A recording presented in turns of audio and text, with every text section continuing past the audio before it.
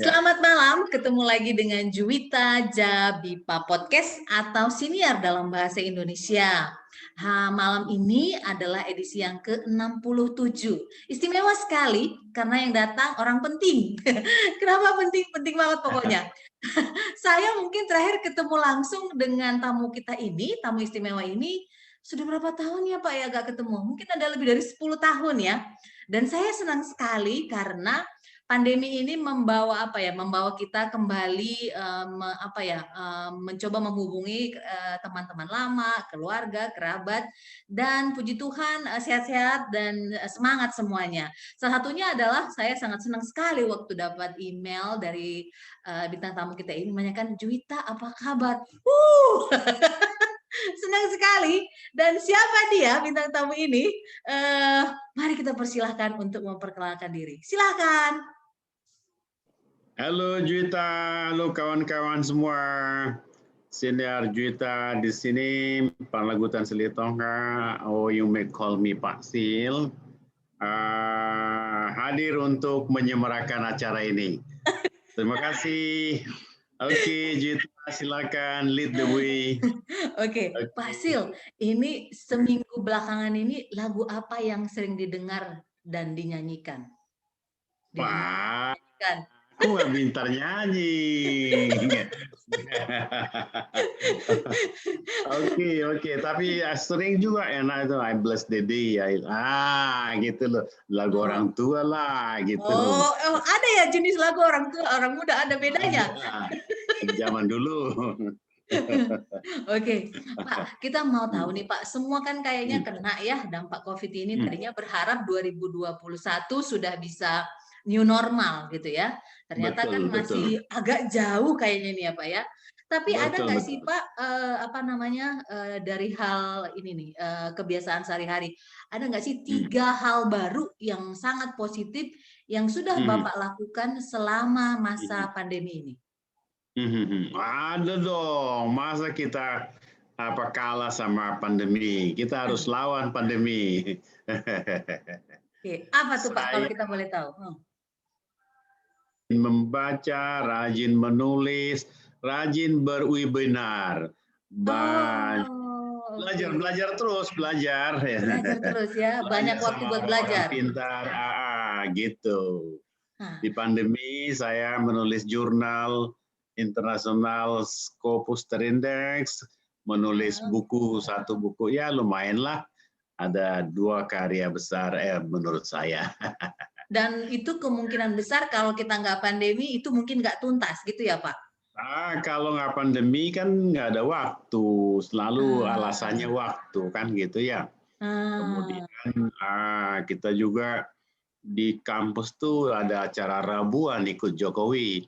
Kalau Jokowi punya acara Rabuan, melantik, divaksin. Nah kita Zooming by Rabuan every Wednesday. Kita ada rapat koordinasi Akpindo, STEN, yayasan, so semua dosen bisa jadi satu. Lebih mudah, lebih murah, minum kopi masing-masing. Oke, minum kopi masing-masing. Baik, tapi dengan kampus sendiri gimana Pak? Apa yang sudah berubah semenjak pandemi ini?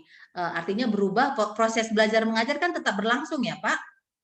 Ya, belajar tetap online, praktek sekali-sekali, kalau lagi PSBB ringan, itu prakteknya jalan. Tapi kalau PSBB sangat ketat ini kita stop, ya begitulah kita intip-intipan. Tapi kalau proses belajar, kita udah selesai ujian akhir nasional, tapi ada yang pending. Pending itu yang sangat, itu praktek. Kemudian ada juga harusnya berkompetisi di Malaysia, di luar negeri. Tidak bisa, karena itu di Malaysia kita sudah punya kerjasama dengan salah satu universitas terkenal di sana.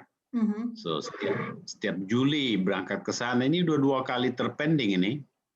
Oh, oke. Karena sudah mau hampir 2 kali Juli ya? Persiapannya pasti sebelum Juli. Mengirim mahasiswa, ada beasiswa ke India terpending juga. kemudian ke Jepang aturan April yang lalu, baru berangkat Desember kemarin. Desember di lockdown mereka harus 14 hari di Tokyo, baru ke kota kecil lah dari Takashima, kita kerjasama perguruan tinggi di sana gitu ya. Seperti itu, memang banyak dampak lah itu, tapi overall kalau proses belajar mengajar berjalan baik. Puji Tuhan. Berjalan baik ya, baik. Para pendengar Juwita Jabipa Podcast, waktu saya kuliah dulu ya 2 kali ya, waktu diploma dan juga sarjana S1, beliau ini, Bapak ini, bintang tamu kita ini mengajar di kelas saya. Dan dari pertama ya, dari mulai waktu di akademi, saya sudah menangkap kesan apa ya, kok setiap Bapak ini datang semuanya hening. Semuanya hening.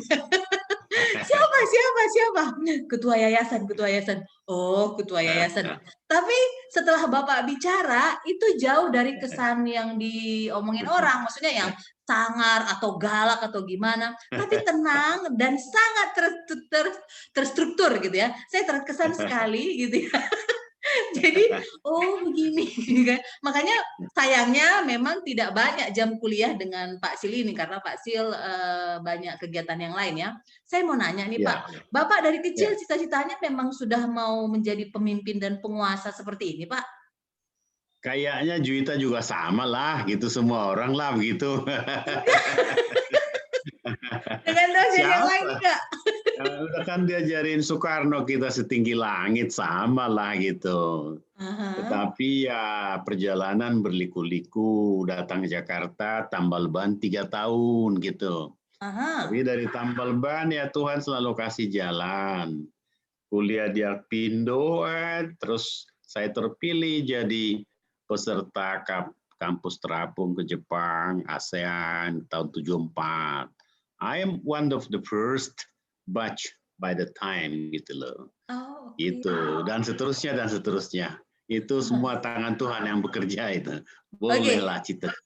Jadi serius dan tekun di bidang pendidikan ini mulai melihat itu pada saat mulai kuliah gitu Pak? Iyalah. Okay. Saya tahun 74 kan di Jepang itu melihat dari kearifan Jepang, bagaimana mereka mengelola lingkungan gitu ya. Jadi sudah ada satu instalasi di Hiroshima tahun 74 yang bisa mengendalikan bagaimana kondisi air di perairan mereka gitu loh. Jadi kalau di sini Ancolnya itu dikontrol bersih gitu ya. Nah, di Jepang 74 saya sudah terinspirasi bagaimana lingkungan hidup. Jadi sekarang di rumah juga ya yang bisa saya lakukan di kampus juga, resapan air itu semua saya tangkap. Air hujan itu saya tangkap itu sekarang gitu. Ya puji Tuhan lumayan lah gitu. Nah, kemudian pasti kan berproses ya Pak ya, dulu Apindo, kemudian Stein. Nah, itu kapan sih setelah Bapak menjalani berapa tahun sih sehingga Bapak mantap, oke, saya mau serius dan sungguh-sungguh di sini dan mengembangkan sekolah ataupun akademi ini untuk jadi lebih besar lagi. Momen apa yang membuat Bapak mantap waktu itu? Ya, jadi kita lihat orang lebih besar, jadi kita maunya cepat besar, tapi kan tidak semudah itu ya, tidak semudah itu karena perguruan tinggi itu kan padat karya, padat modal. Kenapa padat modal? Minimum 5.000 meter tanah, kalau universitas 10.000 minimum, bangunan, dosen, guru, pegawai, semua satpam, jadi padat karya, padat modal itu kan sebenarnya perguruan tinggi itu hanya oleh konglomerat kan gitu. Sementara kan kita konservatif, dalam artian kita nggak mau toleransi terhadap kualitas. Kita selalu tidak mau yang macam-macam lah gitu ya. Jadi artinya pertumbuhannya itu ya agak lambat, tetapi karena tahun 2005 saya kan anggota BNSP, 2010 berakhir. Nah, di situ sudah pensiun dari swasta, dari perusahaan swasta, lalu total belajar di BNSP dan kemudian total membesarkan Akpindo dan Stain gitu loh. Makanya agak sedikit lama waktu itu ya. Betul. Oke. Betul. Tapi para pendengar Juwita Jabi, Pak, saya sangat merasakan manfaat sekolah di akademi dan sekolah tinggi yang dipimpin oleh Pak Sil ini. Yang pertama itu soal hospitality ya, gitu. Saya pikir itu yang paling berkesan karena itu berguna ke semua aspek. Karena saya sebenarnya aktif di menekuni bidang yang sesuai dengan latar belakang pendidikan yaitu perhotelan itu cuman 2 tahun 8 bulan ya, tidak sampai 3 tahun. Ya. Tapi kemudian ilmu yang dipelajari misalnya kedisiplinan itu nomor 1 ya, dan keramah tamahan hospitality, memperlakukan orang lain walaupun kita tidak kenal itu dengan sebaik kita memperlakukan diri kita, itu saya peroleh di kampus gitu. Itu bermanfaat sekali. Nah, sejauh ini Pak, apakah mahasiswa yang seperti saya yang udah lulus gitu ya, kira-kira ini menurut Pak Asil sesuatu yang diharapkankah atau bagusnya mahasiswa itu lulusan sini semua serius ataupun menekuni dunia pariwisata? Adakah target seperti itu Pak atau gimana? Karena saya sebenarnya, aduh ini aku nanyanya apa ya nanti, maksudnya bukan nanya apa, kira-kira masih nyambung nggak obrolannya gitu? Ya, kita core bisnisnya pariwisata tentu diharapkan seperti itu, tapi pelan-pelan kita juga mau yang lebih luas ya, maka kita di Stain manajemen perhotelan, kemudian magister manajemen juga, dan kalau mohon doanya kita juga memang 2-3 tahun lagi mau ke universitas supaya lebih luas dan lebih kiprahnya itu lebih banyak dan lebih besar gitu. Kira-kira gitu. Tapi core bisnisnya resource base-nya ya, resource based advantage-nya tetap di pariwisata, kuliner. Kita punya Grand Chef School itu salah satu yang terbaik lah di Indonesia saat ini, dan para chefnya yang mengajar. Para chef itu senang sekali mengajar. Kita bekerja sama dengan Indonesian Chef Association. Hari Senin lalu mereka bikin ulang tahun di mana? Mereka bikin ulang tahun di kampus kita gitu ya. Jadi sudah seperti keluarga, dan mereka juga kalau belum ada yang S1, mereka juga kuliah di kita gitu ya. Jadi saling simbiose mutualistis lah gitu.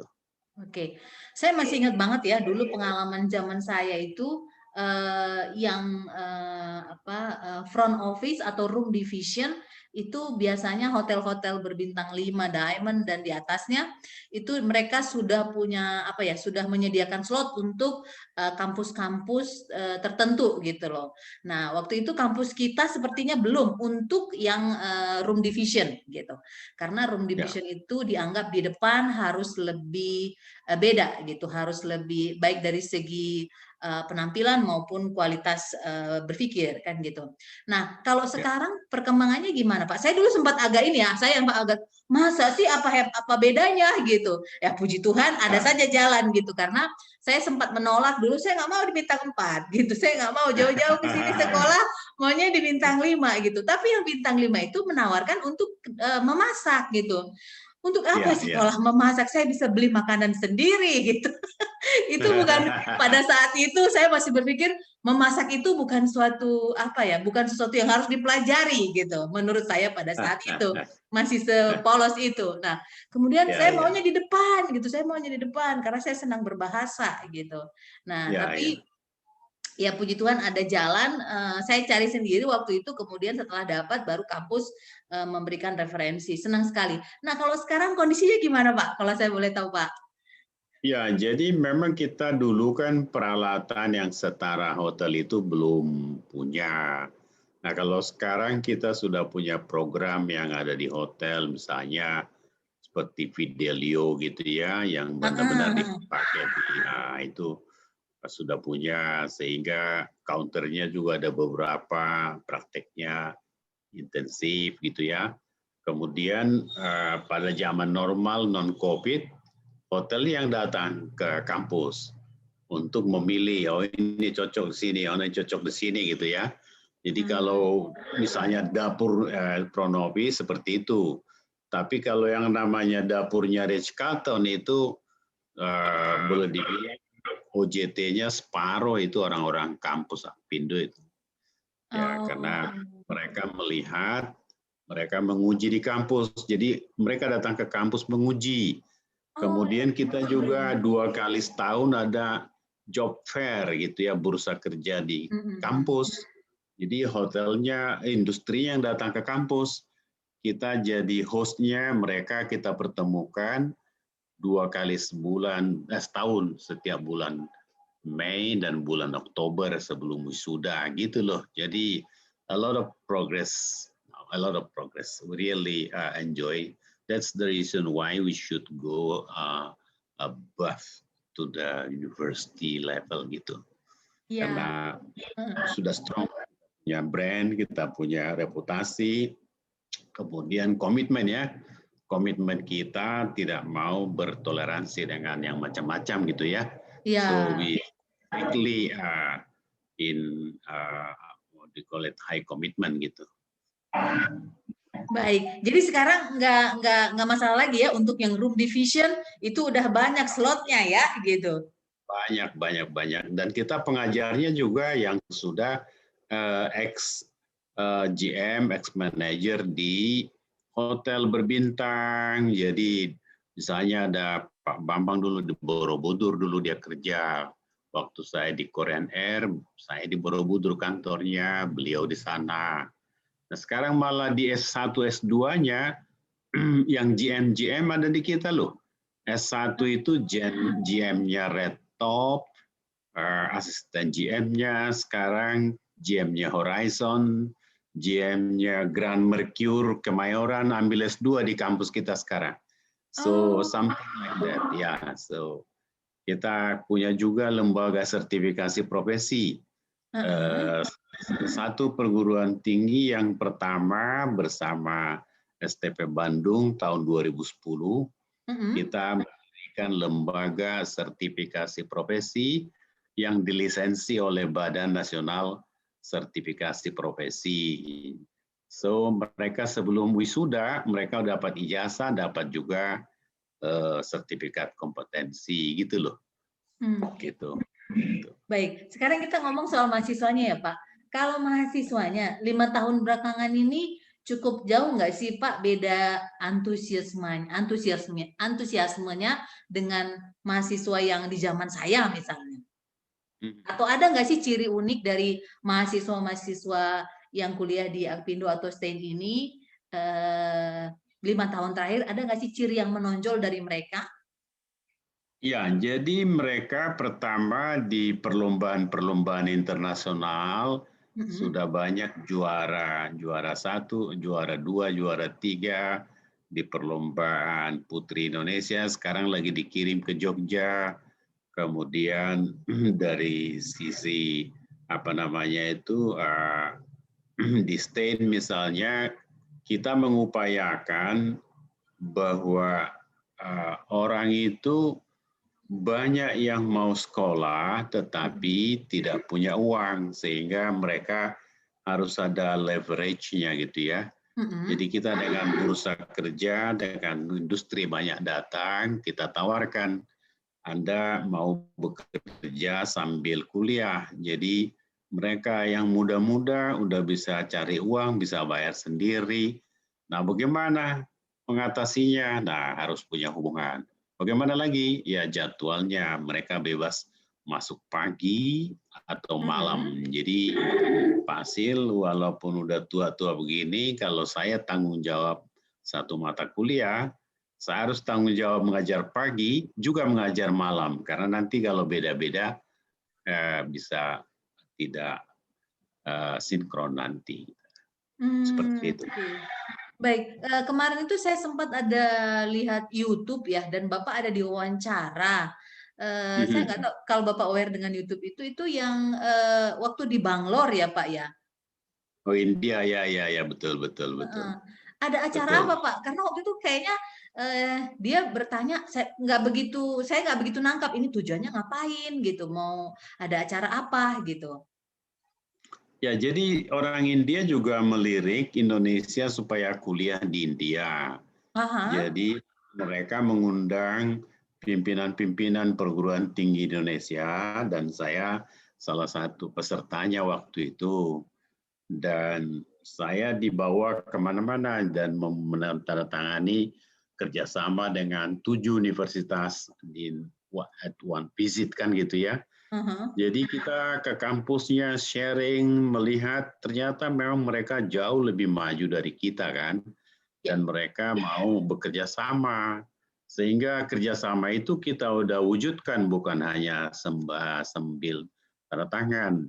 Misalnya sekarang lagi marak itu startup bisnis. Jadi Mm-mm. tahun 2019 kita udah undang profesornya datang 2 minggu melatih mahasiswa dan dosen how to build startup company gitu loh ya. Mm-mm. Jadi sudah berjalan, kemudian on the other hand, mahasiswa kita mau kuliah harusnya bulan 9 kemarin, tapi terhalang oleh COVID ya. Mm-mm. Tapi tahun 2019 saya juga diundang memberikan kuliah umum di India, itu sudah terlaksana. Jadi kita di samping itu juga ada webinar, ada teman dosen lain memberi kuliah online kemarin. Jadi seperti itu, kerjasamanya sudah jalan, komunikasinya sudah jalan, kita juga benar-benar butuh mereka, mereka butuh kita. So India is one of the best destination karena murah dan baik gitu loh. Kalau ke Mm. Amerika kan mahal, Australia mahal gitu ya, seperti itu. Ya. Tapi gini Pak, kan saya sekarang juga lanjut sekolah lagi gitu ya, sekolah Hmm, lagi. hmm, Nah, saya merasa banyak dimudahkan karena tidak harus ke kampus gitu. betul, Dan betul. saya pikir juga untuk ilmu-ilmu tertentu kita bisa belajar sendiri sebenarnya gitu. Misalnya Iya, iya. ekonomi atau Hmm, matematika itu bisa belajar sendiri sebenarnya. hmm. Nah, keberadaan kampus menurut Pak Sil ini mungkin tahun 2023 kali ya baru benar ada new normal gitu, kita bisa ke Hmm. kampus lagi. Nah, untuk seterusnya Bapak membayangkannya seperti apa nih Pak? Kehidupan di kampus gitu, kita ke kampus tatap muka itu masih ada nggak sih Pak nanti? Tetap masih ada karena Hmm. kita lihat tuh mahasiswa begitu mereka ke kampus itu plong mereka. Oh, Tetapi ketemu teman. tetapi itulah masalahnya. Kampus kita 2 kali didatangi Satgas karena anak muda itu begitu hura-hura. Apalagi kemarin waktu habis sidang skripsi, Ah, waduh, foto-foto sana sini, ke selebrasi. akhirnya selebrasi. Kan ada jembatan sekarang dari kampus di Kalimalang itu ke kampus C ke belakang toh. Nah, Aha. itu foto di jembatan. Nah, begitu foto di jembatan warga melihat, dilapor. Oh, oke. Jadi, Gitu. Jadi tapi eh, ke depan tetap ada, namun buat kita sebetulnya justru peluang. What I mean, tidak seharusnya kita 100% offline. Bagusnya nanti bisa 50-50, artinya hibrid. chance hibrid ya.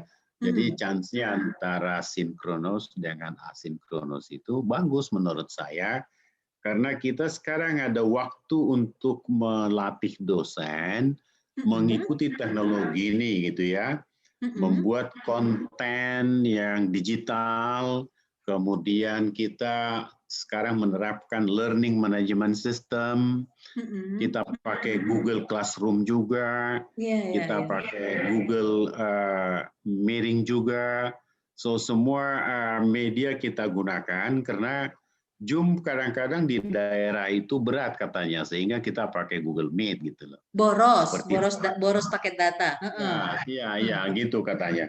Iya. Jadi malah anak-anak senang dengan Google Meet karena ya tidak begitu boros barangkali ya, tidak begitu berat. Seperti Heeh. itu artinya ini peluang nih buat Apindo Stain, buat perguruan tinggi yang sudah lama dan kita nggak pernah cacat. Ya semoga Tuhan lah memberkati rencana ini dan dibesarkan oleh para alumni seperti Juwita ini. Gitu. Amin. Apa namanya? Karena kan saya mikir lagi, oh nanti kalau ada keponakan atau saudara atau kenalan, oke, karena gini ya, setahu saya nggak ada yang lulusan perhotelan ataupun pariwisata yang nganggur gitu, nggak ada, kecuali memang dasarnya dia malas gitu ya. Ya, Pokoknya betul, nggak betul. susah lah untuk mendapatkan peluang mencari duit lulusan sekolah pariwisata itu nggak ada yang nganggur gitu loh, nggak ada yang nggak bisa kerja, Betul, semuanya bisa kerja. Pertama dia udah pasti disiplin gitu ya. Kalau nggak betul, disiplin betul, ya reprimen kan gitu di hotel kan begitu betul. ya. Nah teman saya membayangkan, oh tapi kan hotel juga sekarang banyak yang tutup gitu. Ya, ya. Orang pada dipecat gitu. Ngapain kita sekolah perhotelan? Apakah menurut Bapak ini juga seleksi supaya kita harus lebih bagus lagi? Kan tetap ada hotel di hotel tetap ada orang ya yang terbaik yang dipilih, yang biasa-biasa udah di-cut semua gitu. Apakah ini juga Ya. proses tahapan seleksi baru gitu Pak? Ya, memang bagaimanapun kalau sekarang itu sangat terasa, tidak ada yang bisa mengingkari bahwa situasi sekarang ini sulit ya. Hmm. Tapi kalau kita lihat belanja negara, APBN itu kan justru kadang-kadang hotel di Bekasi lebih laku daripada hotel yang di Jakarta gitu ya. Lebih berani soalnya orang bikin acara di Jam Bekasi. Satu mungkin ya mereka bisa memberikan penawaran yang lebih menarik Mhm. ya. Jadi barusan saya menguji kompetensi di Blok S di Kebayoran, hotel tua Junesi apa Juvensi apa itu dekat ya dari apa itu dari Senopati ya Iya, Senopati Blok S juga saya tahu, tahu, tahu, tahu. Blok S ya. Ah, itu rame juga tadi. Nah, itu pemerintah karena hotelnya memang udah hotel tua, maybe they could offer much better than other gitu ya. So rame Mhm. tadi. Nah, saya sampai pilih ruangan di bawah yang isolated one to avoid crowd gitu ya. Nah, saya lihat Oh. jadi saya bilang saya nggak mau ke atas saya ini udah lansia di bawah lah saya eksklusif jadi seperti itu tadi rame. Nah, berarti kan kemarin penerimaan mahasiswa baru ya Pak tahun lalu kan udah masuk Ya, COVID ya, itu. Itu ya, berkurangkah atau normal saja seperti sebelumnya? ya. Ada yang berkurang, tetapi kita masih mendapat target stain, mendapat target penuh. Apindo sedikit berkurang, so we don't have any problem so far. Kita mintalah, kita doa bahwa mereka tetap berkeinginan tinggi untuk kuliah dan memang pengalaman kita 98 Heeh. ya memang tidak separah ini ya, tidak selama ini ya. Mhm. Pengalaman kita 98 itu yang berhenti itu sedikit. Yang berhenti atau putus sekolah atau yang tidak mau sedikit. Dan sekarang kita antisipasi, justru kita galakan webinar sekarang untuk promosi. Malah jangkauannya lebih luas. Database kita sudah ada 2.000. Oh, oke. Iya, karena sebenarnya juga saya juga merasa seperti podcast ini kan, kapan bisa Ya, ya. ketemu Pak Sil? Nggak ada, nggak bisa. Saya juga dari kantor sekali 2 minggu ada himbauan update terus tentang COVID gitu kan. Ya, Nah, ya, jadi sebagai karyawan yang baik kita patuh dengan aturan dan peraturan itu. Jadi sebaiknya tidak ya. pergi menggunakan kendaraan umum atau jauh gitu. Kalau memang masih bisa online ya online saja gitu. Nah, Betul, tapi juga betul, membuka betul. peluang kan gitu. Oh, jadi bisa ketemu Pak Betul. Sil gitu kan. Bisa Ya, juga betul, betul. iya, apa namanya, mungkin kita juga apa ya, seperti hotel mungkin hotel pengen tahu nih hotel, di Amerika seperti apa sih gitu. Kita bicara sama orang Hmm. front office-nya gitu kan, nggak harus ke Betul, betul. Amerika gitu, ya itu tadi webinar Betul, itu. betul. Mhm. Ya, jadi kita ya webinar ke India sudah, ke Jepang sudah, Kemudian ada pembicara-pembicara terbaik di Universitas Diponegoro. Kita tiap minggu kita webinar dengan mereka, belajar bersama, murah kan dan bisa rame-rame kan. Kalau misalnya di pelatihan dikirim 2 orang kan hanya 2 orang yang terlatih. Nanti pulang belum tentu dibagi. Kalau sekarang ilmunya. Kita bisa 20, 30, murah, lebih murah dan cepat dan share ya.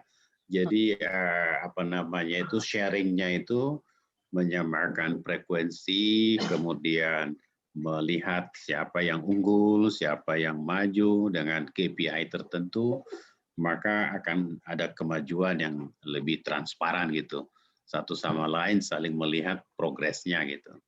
Oke. Gitu. Jadi persiapan kampus juga sudah mengarah kepada ini, kita akan bikin 2 cara gitu, tidak. Jadi harapan untuk bisa ketemu lagi kayak dulu itu memang sudah dikubur kayaknya ya Pak ya, maksudnya nggak bakal ada lagi, sudah begitu juga Kak? Justru seperti ini. Kalau seperti dulu harus offline itu terlalu berat loh cost-nya untuk perguruan tinggi manapun. Karena semakin banyak mahasiswa, maka kita harus membangun gedung terus-menerus bangun gedung. Tidak sempat membangun infrastruktur yang sangat dibutuhkan. Jadi sebenarnya ini adalah peluang buat kita untuk lebih besar karena dengan membangun infrastruktur, the people of technology and the tools, the system of technology itu empowering layanan lebih luas dan no need to have the physical facilities too much like before gitu. Jadi ini suatu yang kita tangkap ya, kita tangkap sebagai suatu rencana strategis kita ke depan. Sebagai universitas tidak harus really membangun banyak-banyak lagi, yang ada sekarang udah cukup. Kalaupun nambah nggak terlalu signifikan gitu ya. Kalaupun nambah nanti hanya membuat ikon tertentu, tetapi lebih mengutamakan pada pengaturan jam, pengaturan praktek, kemudian penggunaan misalnya kita padatkan Senin sampai Rabu, nanti Kamis, Jumat, Sabtu praktek, atau pagi fasilitasnya dipakai, nanti sore lain lagi, mungkin malam lain lagi. So seperti itu. Jadi yang penting teknologinya sekarang itu memang harus canggih. Jadi kita udah punya tim, walaupun belum secanggih yang sebenarnya dituntut oleh zaman, tapi kalau Juwita melihat nilai, sudah pakai sistem akademis sekarang. Kalau melihat kehadiran, sudah semua sistem. Kalau saya misalnya menguji dengan Google Form, nanti nilainya udah pakai sistem, semuanya udah seperti itu sekarang. Gitu. Jadi memberi nilai udah boleh dibilang sehari 2 hari, bahkan instan sudah bisa. Mereka melihat nilai masing-masing gitu. Nah, tapi kan jadi sudah mengarah ke sana semuanya ya Pak ya, tapi memang masih perlu beradaptasi baik dari SDM-nya maupun dari mahasiswanya sendiri. Nah, kalau misalnya aspek ini Pak, kan kita body language itu kan kalau Zoom begini kan cuma setengah saja ya gitu kan, sementara kita perhotelan itu perlu menguasai yang namanya body language itu yang di frontliner ya. Saya pikir di semua aspek sih perlu. Nah itu kira-kira tantangannya susah nggak itu Pak untuk bagaimana mengatasi itu gitu? Ya kita itu memang harus dipraktek, harus offline itu. Kita offline.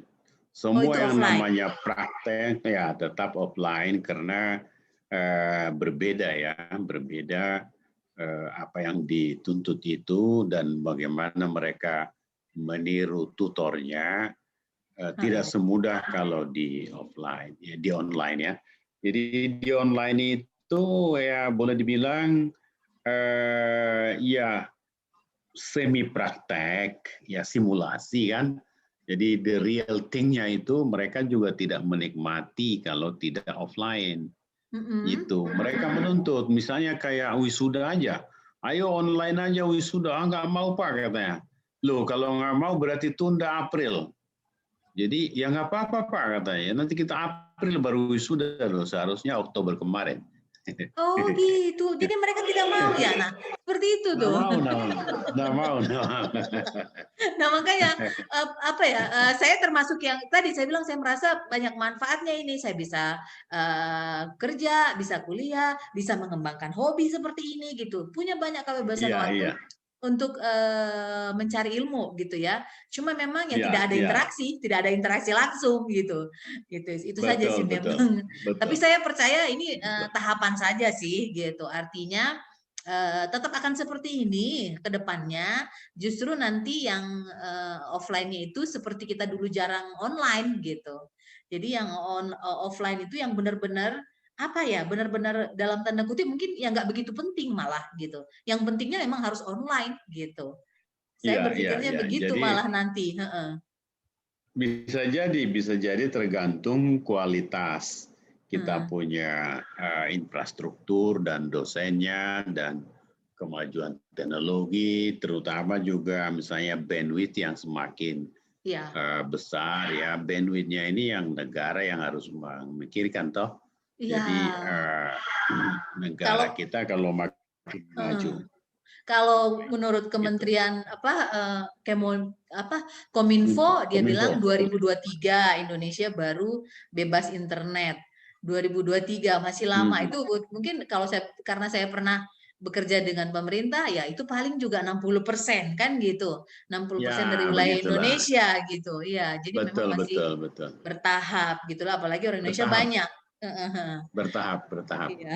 Nah, bukan banyaknya Indonesia, kebanyakan memakai line online, tapi untuk sosmed gitu ya. Iya, Jadi iya, heeh. jaringannya dipakai untuk Iya, hal-hal yang bukan untuk apa ya? Iya, iya, saya juga melihat itu, Pak. Karena saya punya banyak ponakan, mereka juga they know everything, but they don't know nah, everything gitu loh. ya Ya, itu they know dia. everything, but they don't know anything. I mean like, ya tahu Nah, gitu, tapi giliran apa ya? ya, Misalnya ngurus SIM, ya jangan lu kira ngurus SIM, oke udah online, terus langsung jadi. Enggak, lu harus bayar-bayarin tuh yang petugasnya, Pak. Saya kemarin udah gini gitu. Nggak bisa ambil SIM, mana bisa begitu gitu. Harus ya, ada ya, komunikasi, ada lihat betul, orangnya betul, gitu. Heeh. betul, betul, Ini kan ya. sekarang kayaknya dari remaja-remaja banyak yang kurang ya, tapi banyak juga memang yang bagus, yang tetap tetap santun lah, tetap Indonesiawi lah Dia sikapnya gitu.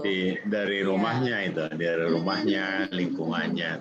Tetap lingkungan itu membawa pengaruh yang dominan ya Oke. untuk hal-hal sikap. Baik, Pak Sil, sebenarnya masih banyak ada 13.000 pertanyaan lagi, Pak. Tapi ini saya singkat saja. Ini pertanyaan-pertanyaan ringan ya, Pak ya. Yang pasti saya senang banget ini. Oh, Pak Sil masih sehat-sehat.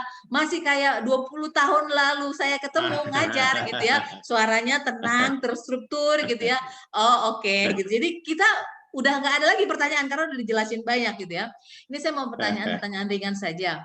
Siapa Ya, pahlawan dalam kehidupan Pak Sil? wah, yang dekat mah ibu dan istri dong. Oh, oke. Sebutkan 3 nama dalam hidup Pak Sil yang sering bikin Pak Sil tertawa. Oh gitu, aduh ya anak Oh, dong. anak. Ya anak Oke. cucu ya gitu. Oke. Ya Kemudian ini. Juwita, Juwita. Bukan, saya kan wawancaranya, Pak. Jadi nanti ini video ini nanti akan saya buat di YouTube dan podcast. Jadi ada 2. Jadi teman-teman bisa lihat, Ya, oh Pak Sil. Kan nanti semua teman-teman pada lihat, oh Pak Sil kan gitu. Mereka pasti juga, oh ada Pak Sil, masih ada Pak Sil gitu kan. ya, Karena saya ya. juga kan, gimana ya cara gue tahu kabar orang. Kalau WA, kan biasanya gue nggak WA gitu. Mari kita bikin lebih Hmm, fun, lebih santai. Kita aja Zoom gitu kan, ngobrol betul, gitu betul, kan. betul, betul. Dan ternyata Ya. hampir semua yang menjadi tamu di podcast ini mengatakan hampir sama dengan Pak Sil. Artinya mereka Hmm, juga merasakan manfaat dari masa seperti ini. Yang pasti hmm, kualitas komunikasi dengan lingkungan keluarga ataupun kerabat itu terasa sekali hmm, memang di tengah betul. depresi-depresi yang lain. Iyalah, Gitu. iyalah. Iya, orang Ya. Indonesia ya kan. Baik, Hmm. kapan terakhir Pak Sil menangis? Wah, tadi pagi menangis berdoa. Oh, oke. Oke. Baik. Oke, serius sekali ternyata ya. Oke. Pak Sil, kan ini kita berandai-andai ya. Kalau Pak Sil Ah, misalnya tiba-tiba diangkat nih jadi staf ah, ahlinya Mas Menteri, ya kan? Mas ah, Menteri kita yang saat ini ya kan, Nadiem ah. Makarim. Kira-kira kebijakan atau apa ya usulan apa yang pertama kali Bapak akan sampaikan sebagai staf ahli kepada Pak Mas Menteri kita itu? Ya guru, dosen harus dilatih terus, tiap hari berlatih. Oh, oke, pelatihan untuk guru dan dosen. Ya itu satu. Baru Oke. ya attitude untuk siswa, mahasiswa, dan stakeholders-nya gitu, di lingkungannya. Ya, Baik, itu attitude-nya. oke. Boleh nggak kita tahu apa nasihat terbaik yang Pak Sil pernah terima dalam hidup? Nasihat yang terbaik ya, ya nasihat Soeharto lah, Oh, gantungkan cita-citamu setinggi langit gitu dong. itu Jangan itu Soeharto apa lupa Soekarno, Pak? itu. Soekarno ya, Oh, Soekarno Soekarno. lah. Gantungkan cita-citamu setinggi langit itu ya, Pak Ya, ya? rendahkan hatimu. Kan orang Batak itu yang susah merendahkan hatinya itu. Oke, cita-citanya sih udah tinggi-tinggi semua ya. Iya, tapi ada kuncinya satu lagi kan, harus rendahkan hatimu sedalam mutiara di lautan. Nah ini buat orang Batak itu nasihat yang sangat bagus menurut saya. And Oh, also the next generation, actually for all of the people, but Indonesian in this particular moment gitu ya. Gitu, harus hmm. benar-benar, karena dengan merendahkan hati kan, we know that others are better than me gitu loh ya. Dengan Ya, begitu kita kan bisa respect, bisa toleran kan gitu. ya. Nah, Betul, betul. itu Baik, ini intinya. pertanyaan terakhir, Pak. Kalau Ah, kalau Pak Sil bisa apa dikasih super power, Pak Sil pengen punya super power apa? super power, belajar dan belajar dan belajar. Oke. Super power itu aja gitu ya. Oke, senang Saya belajar tidak terus ya. belajar kehidupan, karena kehidupan ini adalah sesuatu yang indah untuk jangan dilupakan walaupun sedetik gitu. Belajar, belajar, belajar, belajar. Oke. Baik, mungkin ada pesan Pak untuk karena pendengar podcast Juwita Jabipa ini mayoritas adalah usia 17 sampai dengan 22-23. Berarti masa-masa yang mau kuliah segera gitu ya. Nah, kira-kira ada nggak Pak pesan atau himbauan mungkin yang bisa disampaikan sehingga pendengar bisa tahu gitu. Oh, ada Apindo, oh, ada stand. Oh, kenapa di sana? Kenapa perlu di sana? Kenapa penting di sana gitu. Mungkin ada yang mau disampaikan Pak terakhir? Ya Selain dari baik, pesan jadi Bapak. saya sudah mengelola Pindo sejak tahun 78. Hmm. Artinya sejak tahun 78 itu kita konsisten memelihara mutu dan mengembangkan, kemudian melakukan pelatihan pendidikan berbasis kompetensi, kemudian kompetensinya kita uji melalui asesmen atau uji kompetensi.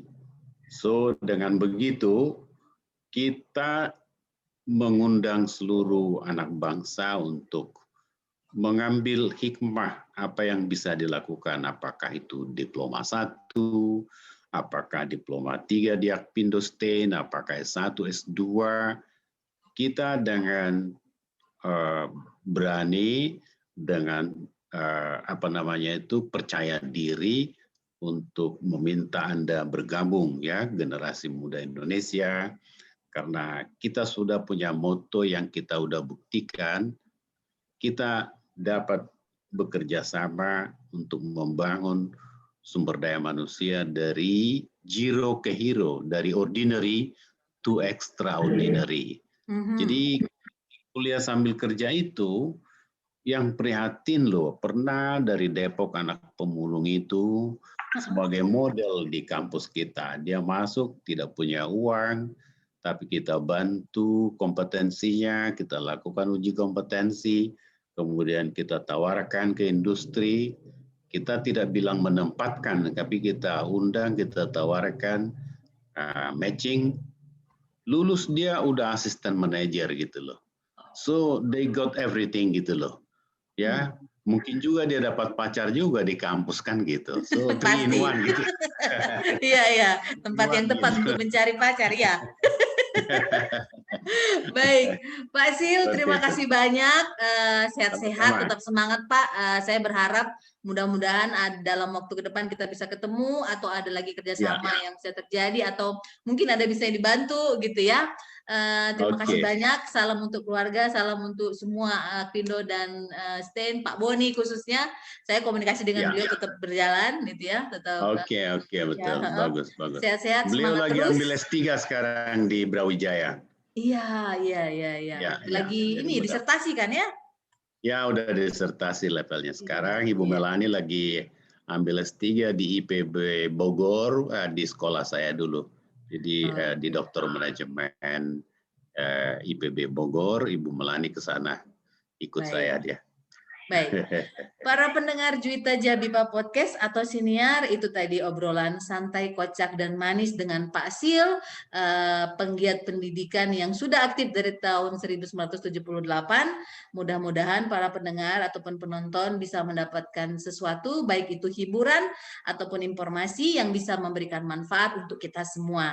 Terima kasih banyak atas waktunya dan perhatiannya. Kita ketemu lagi di Juwita Siniar episode berikutnya. Terima kasih banyak Pak Sil, terima kasih banyak semuanya. Bye-bye. Ya, semangat terus ya.